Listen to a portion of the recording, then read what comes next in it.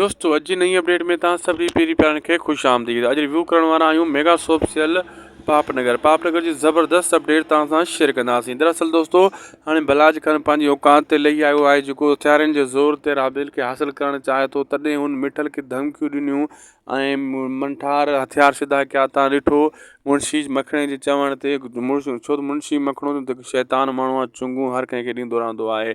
उन शेर दिल खे ख़बर पइजी वेंदी आहे त मल्हार सफ़ा खेलो थी पियो आहे। उहो बि शेर दिल मल्हार चाचे खां कीअं बि करे इजाज़त वठी करे मल्हार ॾांहुं निकिरी वेंदो आहे। ऐं होॾां मखणो जेको मुंशी शैतान आहे, इहो दोस्तों हाणे मल्हार ऐं शेर दिल जे ख़तमु करण जे लाइ अञा चुंगू ॾींदो बलाज खान खे। लेकिन उन खां पहिरियां बलाज खान राबेल खे हाणे अगवा करण जी कोशिशि कंदो, जंहिंमें इहो मखणो शैतान मुंशी उनजो भरपूर साथ ॾींदो।